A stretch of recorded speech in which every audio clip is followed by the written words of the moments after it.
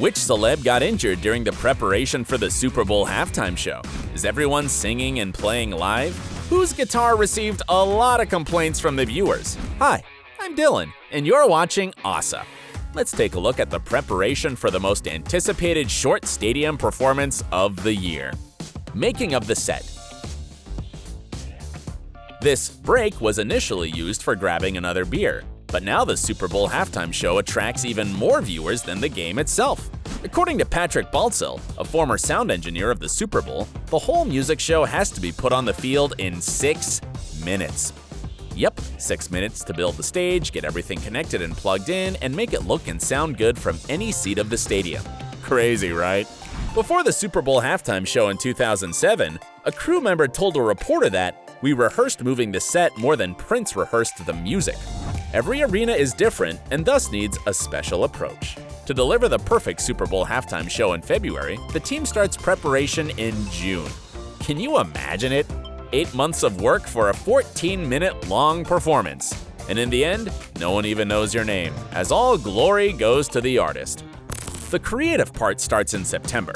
First, the NFL, together with entertainment strategists, hire the halftime talents. Then the producers and artists get together to develop a show concept and program. The task of taking the very best hits and fitting them into a highly energetic 14 minutes is quite challenging. And if there's more than one headliner, you have to share the spotlight fairly. Well, we certainly don't envy the team.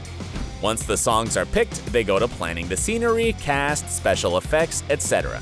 And the most important question for the artist is, what can we do to raise the bar and make the show bigger than the last one? How does one make it to the top 10 best performances in Super Bowl history? The show must be planned in detail by December to start building exclusive Super Bowl stages, and the production costs can get to over $10 million. Performers' preparation routine. Even if you're a world-famous celeb like Beyonce or Prince, you still have to go through months of preparation to rock the Super Bowl. And yes, U2 and Madonna did get nervous, although they've already gathered arenas all over the globe.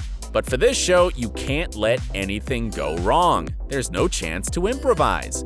The pressure to make a career-defining performance for the massive audience from 180 countries is something every Super Bowl artist experiences. Lady Gaga said that she was planning her performance since she was 4. J-Lo called the Super Bowl her whole live stream, and according to Shakira, it's like the Holy Grail of the entertainment industry. So, yes, everyone is doing their best to impress and make history. The character of the events demands incredible energy and intense choreographed dance routines. So how are the performers getting ready for their iconic gig? Katy Perry revealed she texted Bruno Mars for tips on pulling off a killer performance and studied Beyonce and Madonna's shows. Reportedly, Perry had been receiving physical therapy for her knees, acupuncture, massages, and steam for her voice to get in the best shape for the Super Bowl. The singer made a documentary from over 100 hours of footage that perfectly shows the preparation and the nerve it took to deliver her performance. Lady Gaga said she was high on adrenaline while preparing for the show, and she was working out every day. "I also do Versa climbing while I sing, and I sing while I do it, because the show is full of cardio, as are my performances most of the time. So, it's cardio while singing." Madonna, who was 53 when she delivered the halftime show in 2012, said she never tried so hard to reach perfection. "In over 25 years of performing that I've done, I have never worked so hard or been so scrupulous or detail-oriented or freaked out as much as I have, trying to make the most major show at this Super Bowl." But not everything went smoothly for her. The singer suffered from a hamstring injury in what could have jeopardized her big moment. Because of a mishap Madonna had at rehearsal, she not only hurt her leg, but also received a knock to her nose. She confessed to have felt as if one of the football players with all the warm-ups and tapings and ultrasounds she had to do. Jennifer Lopez started rehearsing as soon as she got the call from the NFL and wiped her tears of happiness. She said she's aiming to give the best Super Bowl performance ever, and it would clearly have a Latino character to it. A known hard worker, J-Lo hardly ever takes a day off from her workouts, regardless of what's going on. And of course, she sticks to her diet no matter what. Lopez's fellow singer Shakira will be rocking the Super Bowl stage on her 43rd birthday with a small party for 100 million people. To make that party jaw-dropping, the singer practices 6 days a week, leaving Sundays to relax and focus. Shakira's personal trainer said her pre-show workouts are mostly dance-based cardio training. She uses a heart rate monitor while exercising, and a body composition analyzer to see skeletal muscle mass and body fat percentage. As for her diet, Shakira eats small meals every 3 hours to make sure she doesn't run out of fuel.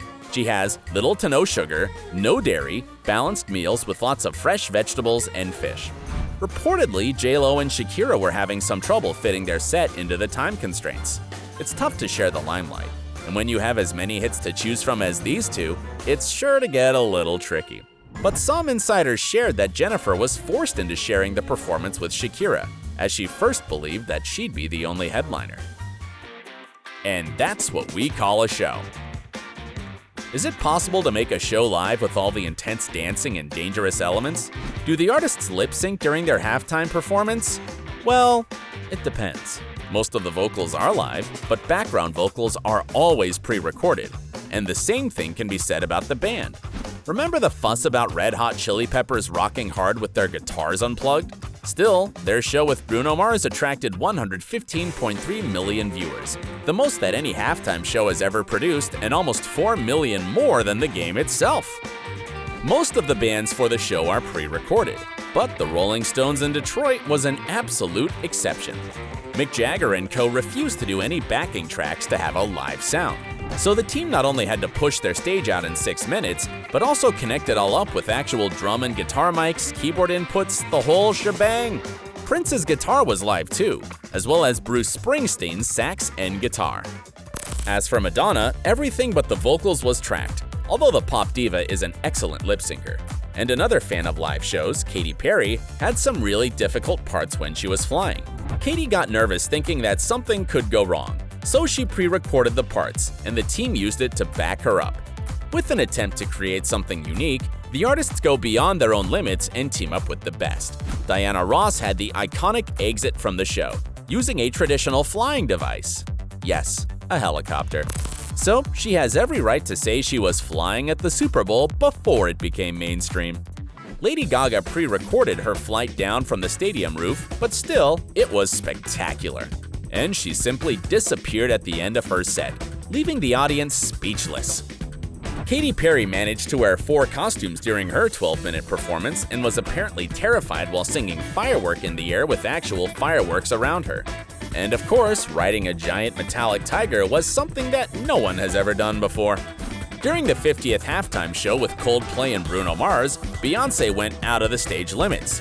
She and her dancers got started on the field in their serious heels, and they probably left some damage to the playing field right in the middle of the game. Madonna turned to the multimedia studio Moment Factory for the 3D visual effects. The entire visual ensemble required 32 HD projectors and about 10 to 12 team members on the field at any given time. Everything had to be put together seamlessly for an immersive experience, and it was. Still, the most difficult show in the history was made for and by Prince. His performance is considered the gold standard for halftime sets. Prince was nuts about sound, and he felt incredibly confident singing Purple Rain in the torrential storm. The messages they spread. Of course, the main purpose of the halftime show is entertainment, but most artists use the opportunity to spread an important message, and each celeb has their own one. U2, who performed in 2002, paid tribute to victims of the September 11th attacks. Justin Timberlake in 2018 made a tribute to Minnesota native Prince. Beyonce's show was considered somewhat political when she performed Formation with dancers in Black Panther-inspired outfits. Was it a Black Power salute? Katy Perry said that she was all about female empowerment, uplifting people's spirit and inspiring people to find their own voice. And of course, Shakira and J-Lo are making a Latino manifesto. As Shakira shared, I think the message is going to be, listen, I'm a woman, I'm a Latina. It wasn't easy for me to get to where I am, and being at the Super Bowl is the proof that everything is possible. What about the money? So with all these incredible efforts and months of preparation, how much are the artists paid? To our greatest surprise, the NFL does not pay halftime show performers an appearance fee, though it covers all expenses for the performers, their band members, management, technical crew, security personnel, family, and friends. And all these expenses need huge budgets. The estimated reimbursement for Beyonce's appearance was around $600,000. But why do the artists work for free? Well, it's the honor, the access to a 100 million audience, and the platform for self-promotion. Justin Timberlake released his album, Man of the Woods, 2 days before his halftime performance, and Beyonce sang Formation on the arena the day after it officially went public. Fame or shame? As with any other event, the Super Bowl halftime show has its own share of cringe moments, and we cannot help but mention a few of them. Believe it or not, but the gold standard of halftime sets, Prince, was the reason for the numerous complaints that CBS received. But what could go wrong with this perfect performer? Well, the viewers claimed that Prince's guitar, shaped like his name symbol, was weirdly sexual when he was shown in silhouette through a pale backdrop. Late-night talk show hosts riffed for days on what Stephen Colbert called Prince's demonic guitar phallus. Another moment which is hard to understand was MIA's gesture during her performance with Madonna and Nicki Minaj. The artist flipped the bird for no apparent reason, and NBC was the one to apologize for that. What was she even thinking? And last, but apparently not least, was the epic final of 2004 show featuring Justin Timberlake and Janet Jackson. With the swipe of Timberlake's hand, Jackson's right nipple was televised for 9/16 of a second.